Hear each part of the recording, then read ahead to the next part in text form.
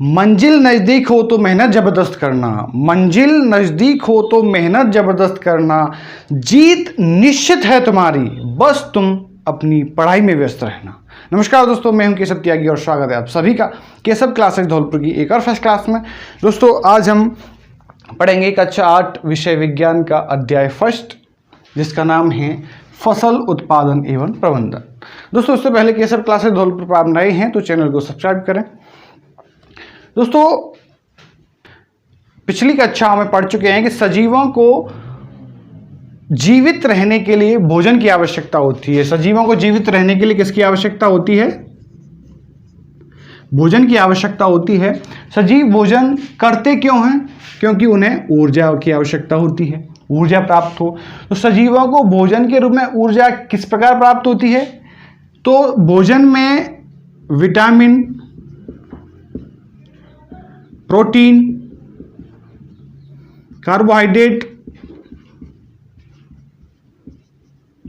वसा, जल इत्यादि पोषक तत्व सजीवों को भोजन के रूप में प्राप्त होते हैं और इन पोषक तत्वों से सजीवों के शरीर को क्या प्राप्त होती है?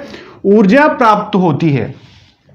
और इस ऊर्जा से जो भोजन से प्राप्त होती है सजीवों को, उससे सजीवों की जो शारीरिक क्रियाएं होती हैं, शरीर के अंदर होने वाली क्रियाएं या शरीर के द्वारा होने वाली क्रियाएं इस ऊर्जा से प्राप्त होती हैं। जिस प्रकार श्वसन है, पाचन है, उत्सर्जन, ये सारी क्रियाएं, अत्यधिक और भी क्रियाएं हैं शरीर के अंदर की और बाहरी। जैसे मैं मूवमेंट कर रहा हूं, मेरे जो हाथ मूवमेंट कर रहे हैं, मैं जो बोल रहा हूं वो किससे बोल रहा हूं? ऊर्जा से। ऊर्जा किससे प्राप्त हुई है? हमें भोजन से। भोजन में क्या पोषक तत्व मिलते हैं? विटामिन है, प्रोटीन है, कार्बोहाइड्रेट है, वसा है, जल है।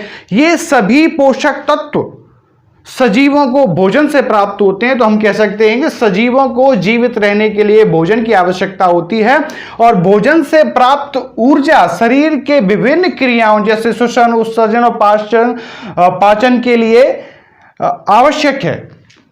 तो दोस्तों सजीवों की बात करें तो ये जो सजीव दो प्रकार के होते हैं, पिछली कक्षा में आपने पढ़ा है। सजीव का एक प्रकार होता है पादप और दूसरा प्रकार होता है जंतु।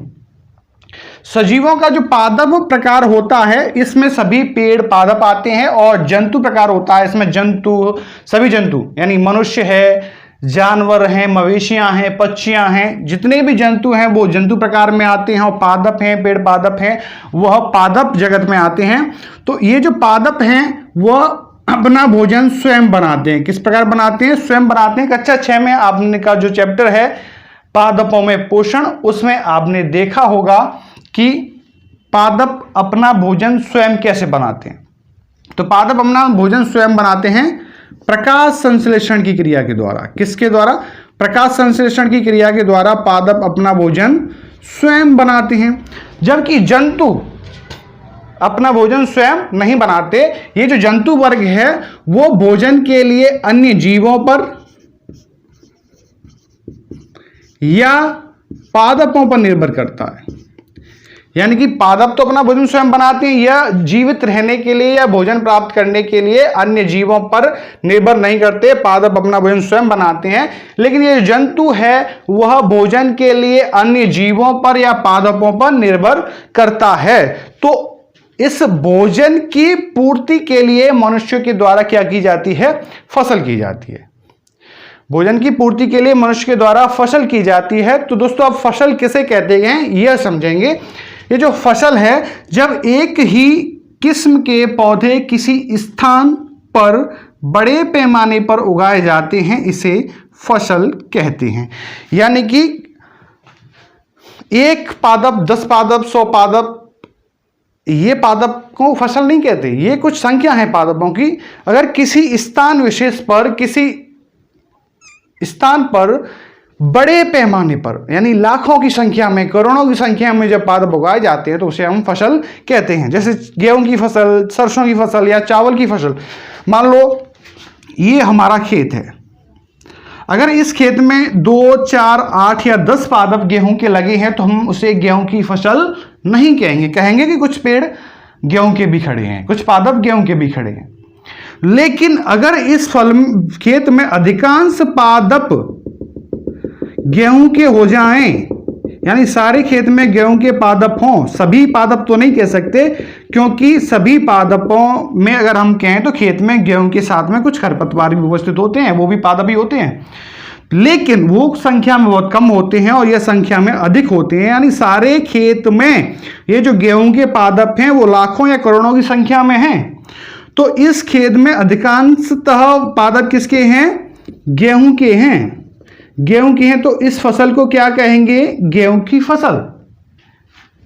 क्या कहेंगे? गेहूं की फसल। और यदि गेहूं के अलावा इस खेत में मान लो इसका दूसरा पड़ोस वाला खेत है, उसमें सरसों हैं, सरसों के पादप अधिकांशतः हैं, सभी पूरे खेत में सरसों के ही पादप हैं, तो इसे हम क्या कहेंगे? ये सरसों के पादप हैं तो सरसों की फसल।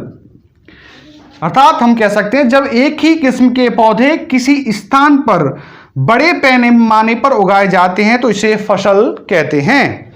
तो समझ में आया होगा फसल किसे कहते हैं? जब किसी स्थान पर बड़े पैमाने पर एक ही प्रकार के पौधे उगाए जाते हैं वो उस प्रकार की फसल होती है। अब फसलों के वर्गीकरण की बात करते हैं।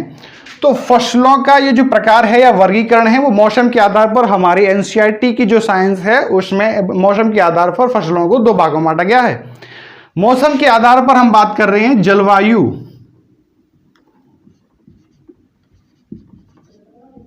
जलवायु के आधार पर, जलवायु अर्थात किसी हमारा जो देश है भारत है वो विभिन्न भौगोलिक प्रदेशों आते हैं, इसमें कहीं सर्दियां हैं, कहीं गर्मियां हैं, कहीं बर्फ हो रही है, कहीं रेगिस्तान है, किसी का तापमान कम है, कहीं तापमान अधिक है, कहीं वर्षा अधिक होती है, कहीं वर्षा कम होती है। तो हम कह सकते हैं मौसम के आधार पर मोटे मोटे रूप में फसल को दो भागों में बांटा है, खरीफ की फसल और रबी की फसल। ये जो खरीफ की फसल होती है वो वर्षा ऋतु में बोई जाती है। वर्षा ऋतु में क्यों बोई जाती है? क्योंकि इस फसल को जल की अधिक आवश्यकता होती है, यानी सिंचाई की या जल की अधिक आवश्यकता होती है, और वर्षा ऋतु में बोने से किसान को सिंचाई कम करनी पड़ती है। अधिकांशतः सिंचाई की पूर्ति इस वर्षा ऋतु में होने वाली वर्षा से हो जाती है। तो हम कह सकते हैं खरीफ की फसल कब की जाती है? वर्षा ऋतु में की जाती है। दूसरी, खरीफ की फसल की बुआई कब की जाती है? तो खरीफ की फसल की बुआई जून में की जाती है। कब की जाती है? जून में बुआई की जाती है। अब कटाई कब की जाती है? तो जून में बुआई की जाती है, तो इसकी कटाई सितंबर में की जाती है।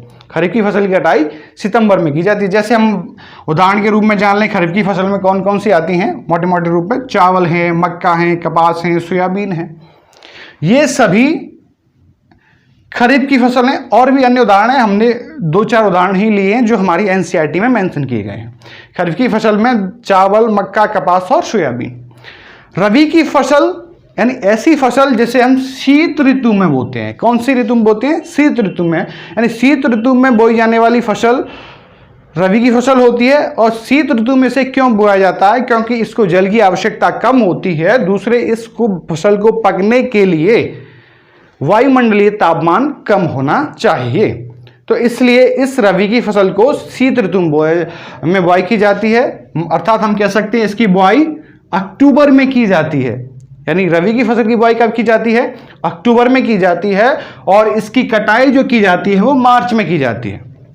इसके उदाहरण हैं गेहूं है, चना है, मटर है, अलसी है, ये इत्यादि रबी की फसल के उदाहरण हैं। तो आपको समझ में आया होगा कि फसलों का वर्गीकरण हमारी एनसीईआरटी में मौसम के आधार पर मुख्यतः दो फसल प्रकार बताई गई हैं, खरीफ की फसल, रबी की फसल। खरीफ की फसल कब बोई जाती है?